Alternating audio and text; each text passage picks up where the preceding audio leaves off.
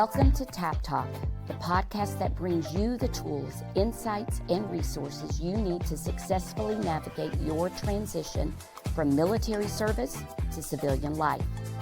Today, we are diving into a topic that's rapidly changing how soldiers prepare for what is next: artificial intelligence.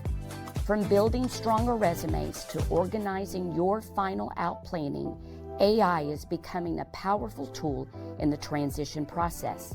But how can you use it effectively and responsibly to tell your story, translate your military experience, and compete in today's job market, including for federal resumes? Joining us today is Dr. Easterly, a leading expert in AI, who will help break down how AI can support your transition, enhance your job search strategy, and even assist in developing a strong government resume. Whether you're just starting your transition journey or refining your next steps, this episode will give you practical ways to leverage AI to your advantage. Please welcome our special guest, Dr. Easterly, and our host, Walter Hurd, Director of TAP.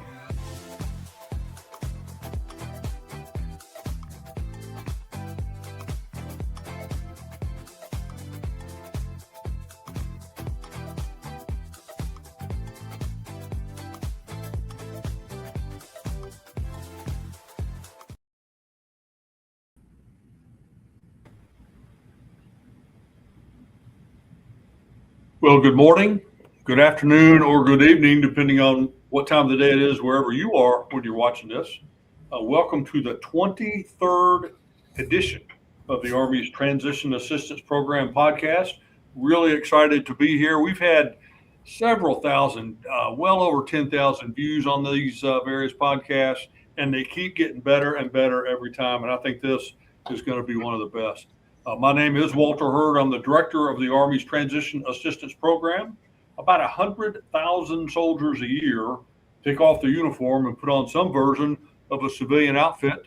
And what we try to do here in TAP is to help each one of them with their individual needs, requirements, and opportunities.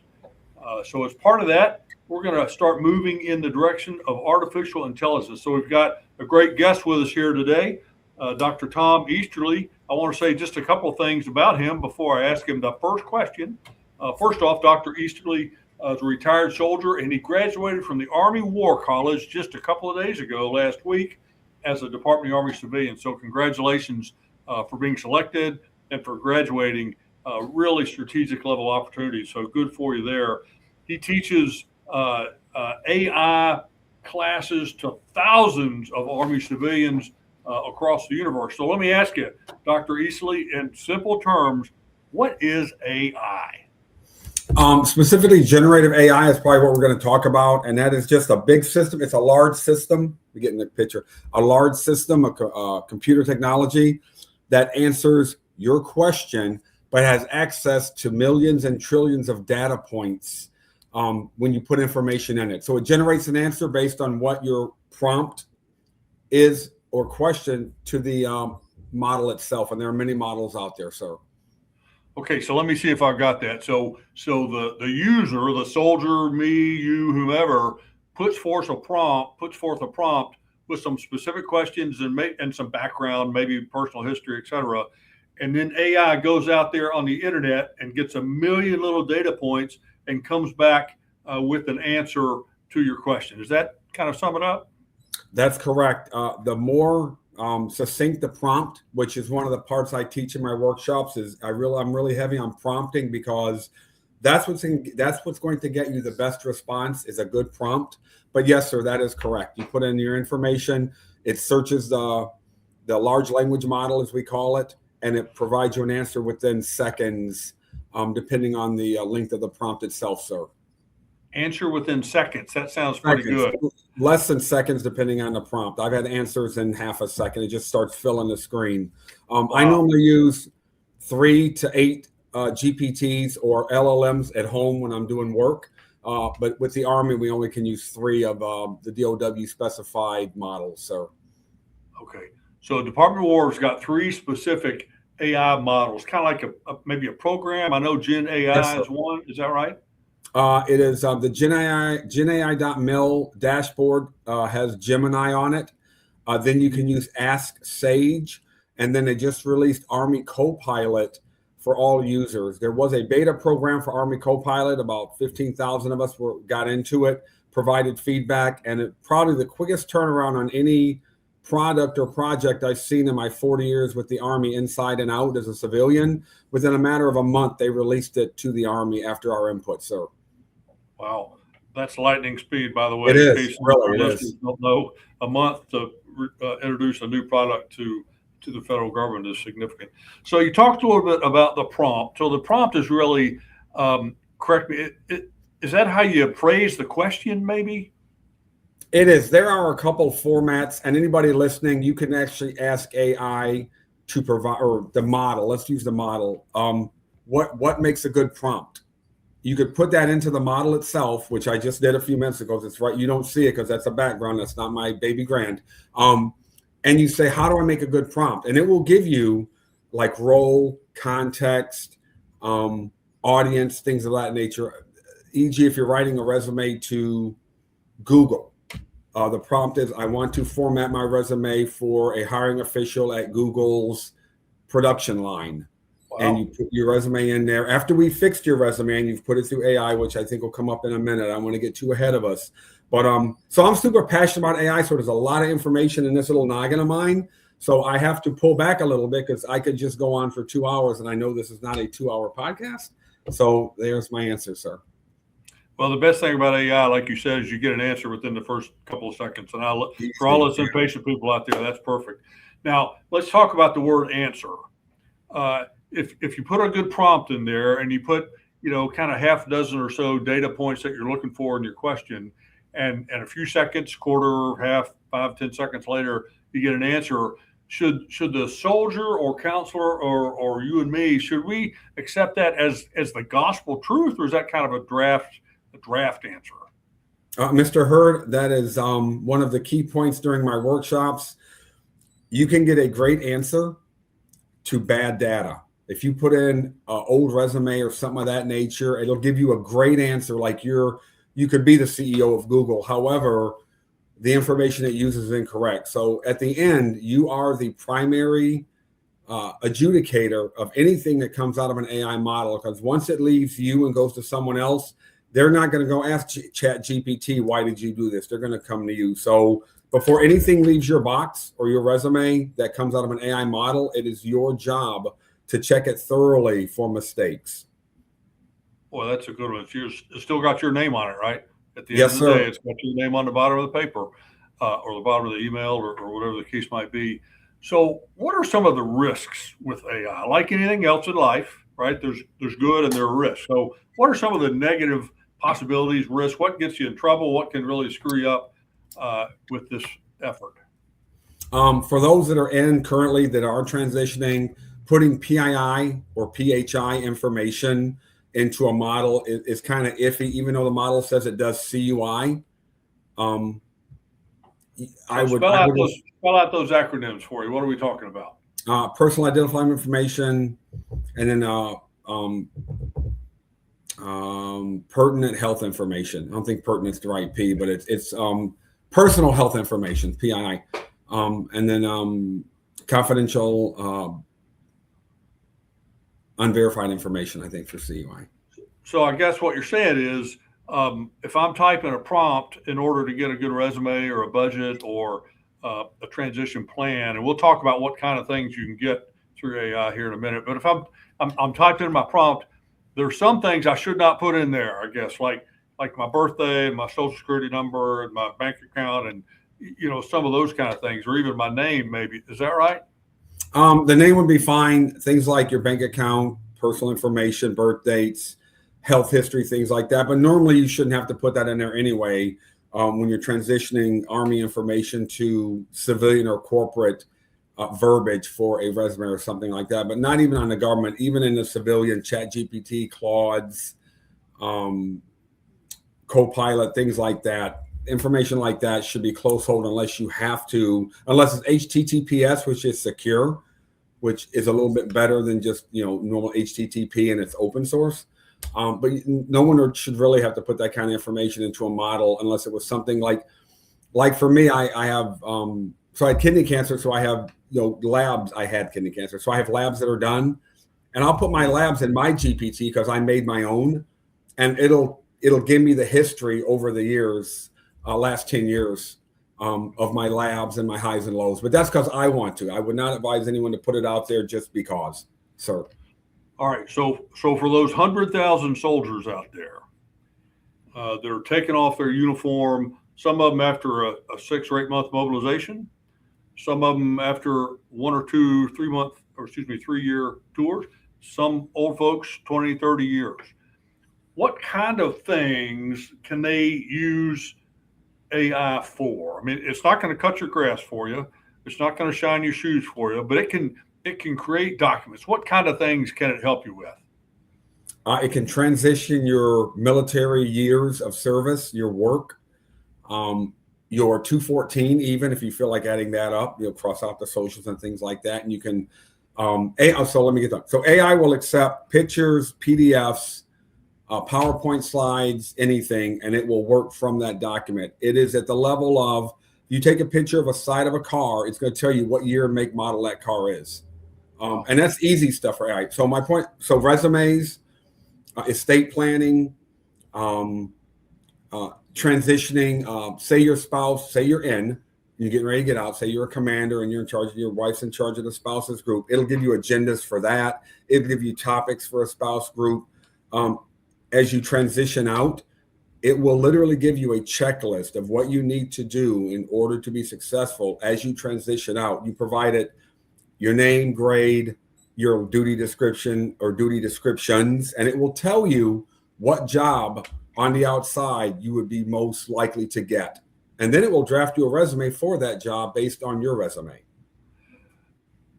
So let me get this straight. You can either put in your DD-214, you can scratch out your social and those kind of things. You can Xerox it or take a picture of it, put that on there and say, write me a resume based off what you see on this DD-214, and then it'll give you a resume. Is that what I'm hearing? It will do. I mean, your awards and duty assignments will be on that document. So I would recommend if somebody chose to upload their sanitized DD-214, they would upload a couple of their NCOERs or OERs along with that, and it would give you a resume that will after you get up off the floor, falling out of your chair, then you put it on a Word document and you go ahead and manipulate it to fit the job you're applying for. And it understands I see AI helps convert. It does. AI understands Army. It understands government. So if you're a 94 Bravo or a 12 Bravo or 81 Mike, those drivers and things like that, artillery or infantry, it understands what those MOSs are. You put your data in, you give it a good prompt. Hey, I was an infantry sergeant in charge of a team, and these are the things I did. And then at one time I was a chief of section. It will present you a resume based on that information. And then you can take that resume and tell it, I want a job at Google in the operations department or wherever, at Giant headquarters, wherever you think you want to, or you want to be a school teacher. Soldiers make great school teachers, professors, and things like that because we're engulfed in education as we go through the ranks. It'll give you a resume. And as we said earlier, once you get it, it's your job to check it and make sure it didn't leave anything out. Like, I was an instructor at PLDC for 2 years. I want to include that. Then you go ahead and say, hey, include that I was a senior instructor or a platform instructor, wherever, Fort Huachuca, whatever it might be. And it'll add that in. I have had great success with helping people with resumes at least get an interview. What I tell people is we can get you to an interview. AI, it's not going to inflate it. I need to say that. It's not going to say you did more than you did. It's going to articulate what you did from military to civilian, and it will probably, not all the time, at least get you to an interview, and that's where you sell yourself. That's probably the best that AI can do is get you, not AI, but it's your records with the use of AI as a tool probably could get you to the interview. Yeah, and that's what we tell folks about the resume. The resume doesn't get you a job, but if it matches the requirement, it'll get you in the door, and then from then Yes, sir. on, you're kind of on your own. So I think what you just said is with the use of AI, if you put in the right prompts, either your 214 or a narrative form, and I want to talk about that here in a couple of minutes, it can take you down many roads. It can produce a resume, and then you further say your goal. My goal is to be a plumber in Paducah, Kentucky, or my goal is to work at Amazon, or whatever my goal is.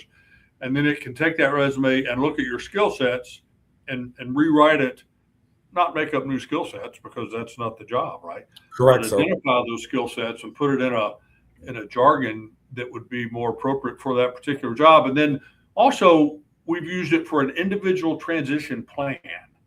So Yes. maybe I'm a machine gunner, but I really want to be a plumber back home. How do I do that? And then will it map out like training and skills and cost of living and back home in Paducah and all those kind of things? So let me not back up too much. If you're going to use your performance reports as part of your resume, which you should, I would recommend to all people listening, you do a running PDF because the models like PDFs better than Word. It doesn't seem like I get a response, but not a good one. I get a better one out of PS. So make a running PDF of your evals. If it's 10, 15, 20 pages, it doesn't matter. And then you label it, My Army Life or whatever you want to call it. And you save that, and then you sanitize your 214. And then you add that into the model, and you tell it, I am a M60 gunner, and this is what I've done, but I want to apply for a plumber's apprenticeship or something of that nature. Write me a resume. And it will take everything that you did that fits into what that application would look like or resume, and it'll print you out, or it'll provide you a resume on the screen that you can then move to a Word document and manipulate it as you add or subtract whatever you want. But it will do that for you. It will find things in your job description, your resume, your MOS description that fill in that field of what you're looking to do. Because really, like leadership, discipline, timeliness, professionalism, that fits into any job. Everybody wants someone who has discipline, professional, on time, right? So you manage the 50 cal. Okay, but while doing that, you did all these other sub things that employers find very responsive when they see it in the resume, I am told. So is it safe to say that when a soldier sits down in front of AI, he or she can start off with just a couple of comments and a question, but have almost a conversation about, what I really want to do is to be a plumber, or I really don't want to go to Paducah, I want to go to Lexington. And then AI adjusts the output so that at the end of the day, the soldier could have several flavors based on different outputs they need. Yeah, you can tell it. You're right, sir. You could tell it to make you 4 different resumes off of your, what I call your base or parent resume. Make me a resume for this. Make me a resume. Oh, I see this resume is like this. Take paragraph 2 from this resume. I mean, you can do it when you put it in a Word document, but AI would do it for you. And I wanted to say, I misspoke. CUI is controlled unclassified information. I said unverified. I apologize to the team. I had it written down. I can't read my own writing, but I want to make sure that, I'm above board. So that's the correct answer. But yes, it'll do a multiple. Here comes a plethora of resumes based off your one long resume. If you want to apply for 8 jobs, it'll do you 8 resumes. You just have to look through it as the person applying and make sure they're correct. No, that's great. And all these acronyms we're throwing around here, the long and short of it is, don't put anything into AI that you don't want to be more or less public, because it is the internet and who knows who's watching. Yeah. So in addition to resumes and transition plans, I've heard that AI can help you prepare for interview questions, what kind of questions they might ask you, and what kind of things you might want to have in what we call that 30-second elevator speech. Can it talk you through some of that too? So yes, if you get the call for an interview. You already know the position you're applying for. If it's USA Jobs, then it's got a job description already there. If it's one of the other job platforms, it normally has a duty description. So you cut and paste that onto a Word document, save it as PDF, a little bit of work, not much, upload that into AI and say, provide me 20 typical questions an interviewer would ask me for this position and potential responses. And you're not cheating the system because you'll get the responses, but you're like, well, I wouldn't answer it like that. I would answer it like this. So that's where you come into the picture. Well, yeah, I'd rather say this about that question, but I would say probably no less than 20 potential questions from an interviewer on a specific job. And I would figure at least 4 or 5 of those would probably be something the interviewer would ask, if not all 5 or 10, depending on the type of interview you go to. I think one of the themes I'm hearing, Dr. Easley, is AI is an aid. It's a helper. It can produce a draft document. It can produce some draft answers, but ultimately it's the soldier who's got to look at it and put their name on it and say, yeah, I think that's a good answer. Or like you just said, no, that's not a good answer. That's not honest, because what all employers are looking for, just like what all humans are looking for, is an honest interaction, not some computer generated, fairy tale about how great you are and all these things, but an honest conversation. But with AI, you can kind of get a draft of that.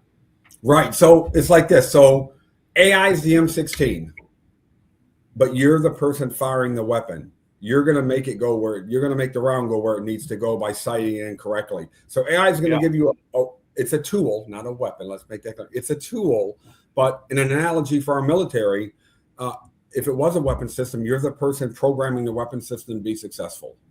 And AI will make you successful. I can't guarantee everything in the world, but I can tell you with a good 95% solution that if you used AI properly and the right prompt, you'll be very successful when you exit the military.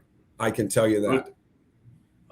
That sounds pretty good. It'll certainly get you moving in the right direction. Yes, sir.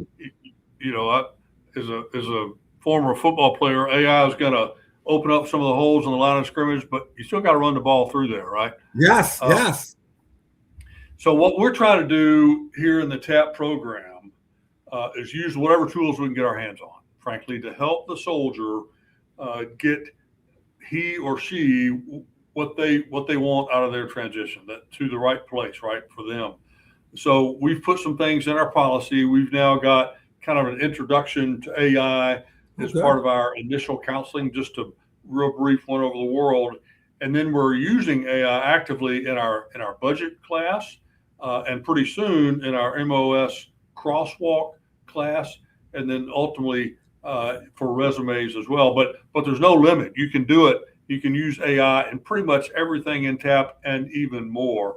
I want to talk a little bit about the financial class, some things that we've discovered, or at least I've discovered. You probably already knew these, but you can through AI, you can identify where you want to go, what career field you want to have, and then simply say, what's the spend plan? And it can tell you in this zip code, here's what the average apartment costs. Here's what the average plumber or whatever profession you choose gets. And if you have a spouse, here's what their average salary is going to be if they work, and comes up with a pretty dang good spend plan to start with. It's not gospel, it's not set in stone, but it's a pretty good idea. What's your experience with that? I have talked people through using the model for that exact same thing. People going to Fort Leonard Wood or retiring out of Fort Drum, Watertown, not a cheap place to live. Watertown's a little expensive, upstate New York, and they wanted to work there. So they did hey, I'm moving from Fort Sill, Oklahoma, per se, where I used to be for quite a while, to Watertown, New York. I'd like to get a job as a construction worker for a major company, want to live in the Watertown area. What are I want to buy a home or rent an apartment. You could do all three. What are the median cost per month? Give me 10 of them, and provide me the annual cost of living. And what would I need to make to live comfortably and stop it there. And it's probably going to ask you, what do you consider comfortably, which is really cool because AI will ask you things.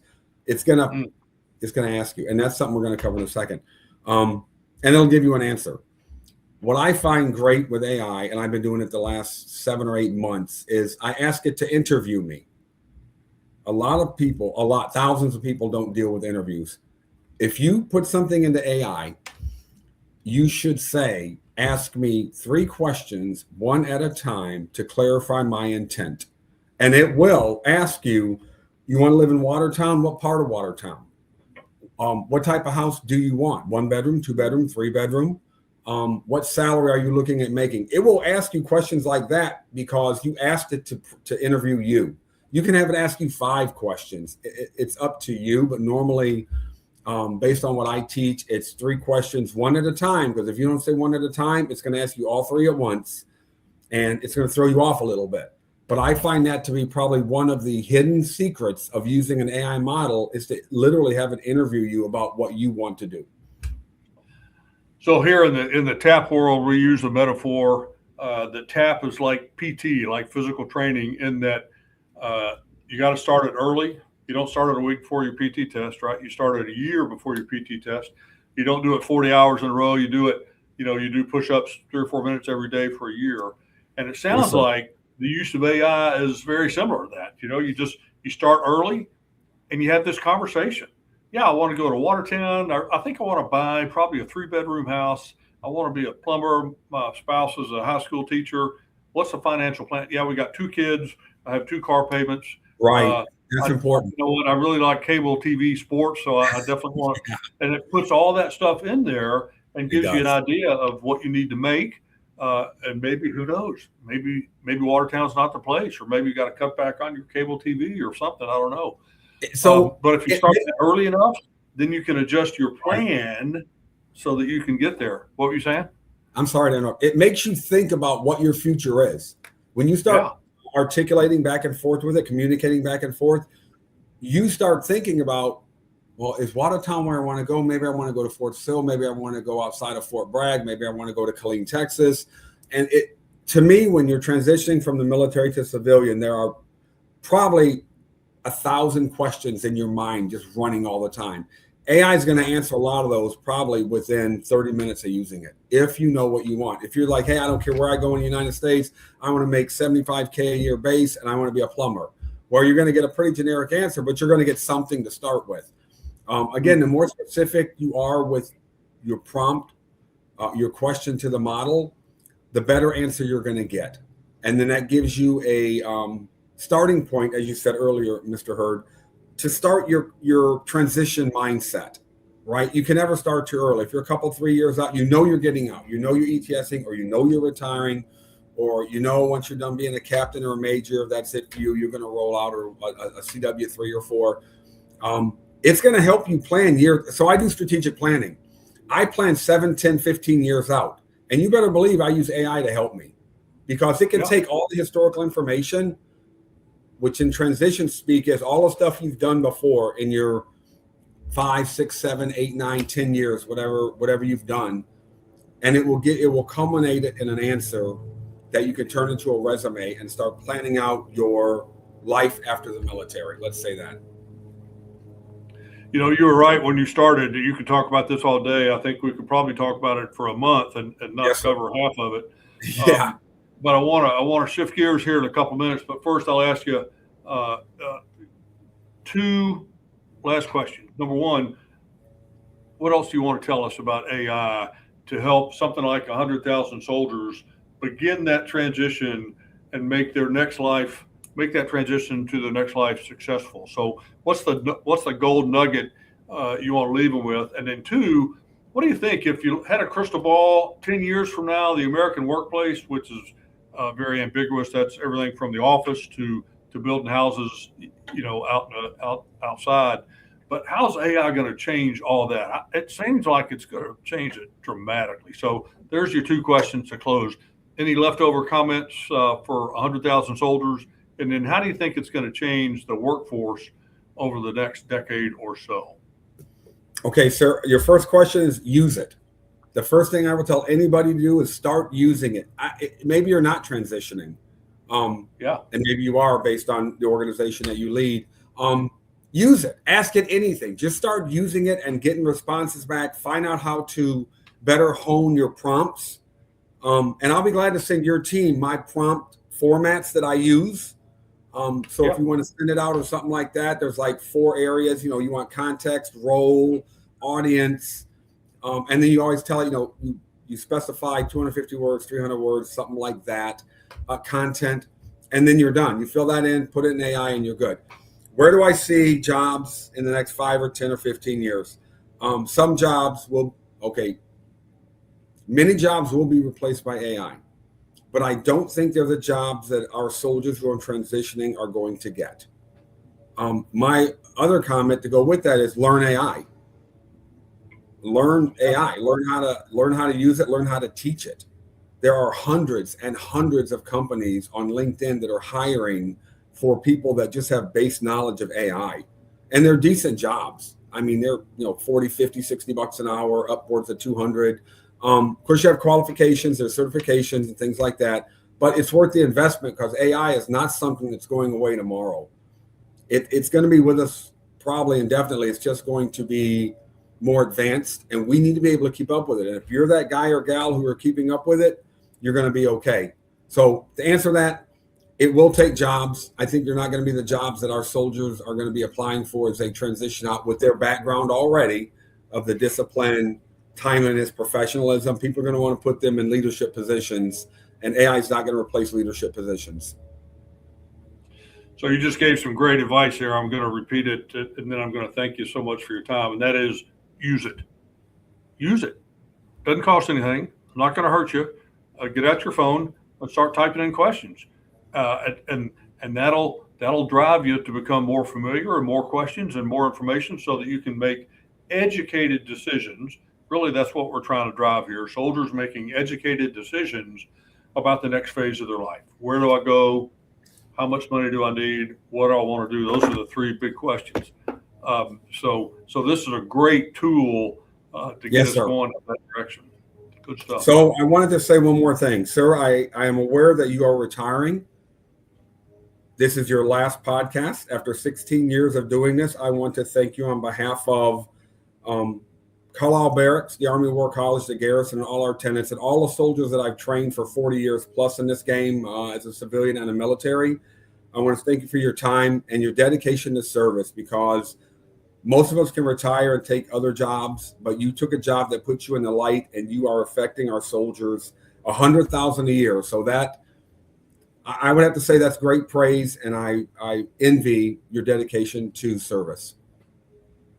Well, I've been extremely honored to do that, and thank you for setting that up. Yes, in fact, I am retiring. This is my last podcast. I've been absolutely blessed over the last 40 years to be involved in our Army, the World Champion Army, 24 years in uniform, and 16 running this program, the Transition Assistance Program. And I will tell you, it has changed dramatically. And I expect it to continue to change. What I'm trying to do, and what I think I've done, is got that on the right track towards some of that change. And then I'm going to hand it off, and the Army will soon select the next TAP director. I look forward to meeting that person, and I'm sure they're going to do great stuff. Folks say, so which direction is going? So let me just tell everybody, I think TAP needs to become a more tailor-based effort, beginning with an AI-driven risk assessment and needs assessment based on all the things that the government already knows about each of us, right? So based on that knowledge and a few questions like where you want to go and what you want to do, to begin that process so that Smith and Jones and Johnson all get a different transition program, because they all have different risks and opportunities and needs. So that's the direction we're trying to steer this ship from this perspective. And this is a great way to get it going with AI, because you get a customized answer, as you just described, Dr. Easterly, in just a few seconds to get you started. Not the gospel answer, not the final answer, but a pretty darn good start. So I will leave you all literally with those words of wisdom, or at least opinion. It's been my honor to be here for the last 16 years, and certainly serving our country for the last 40. I'm sure the Army will go rolling along, and I look forward to seeing great things. So thank you for your time today, Dr. Easley. Thank all of you for your time and patience with me. God bless each and every one of you, and have a great Army Day.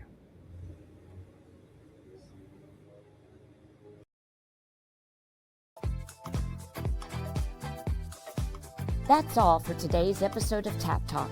We hope this conversation gave you practical insights on how to use AI as a tool to strengthen your transition, whether you're refining your resume, planning your next steps, or preparing for a federal career.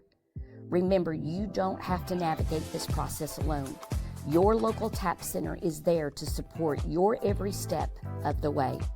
Reach out, ask questions, and take full advantage of the resources available to help you succeed in your next chapter. Before we close, we want to take a moment to recognize someone who's made a lasting impact on this program and this podcast. Today marks Mr. Walter Hurd's final episode as host of Tap Talk.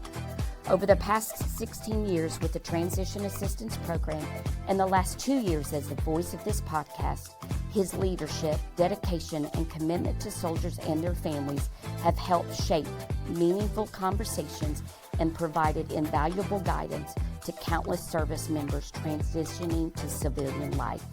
Mr. Hurd, thank you for your service, your vision, and all that you have done for the Army Transition Assistance Program. And to our listeners, thank you for tuning in. We'll see you next time on Tap Talk.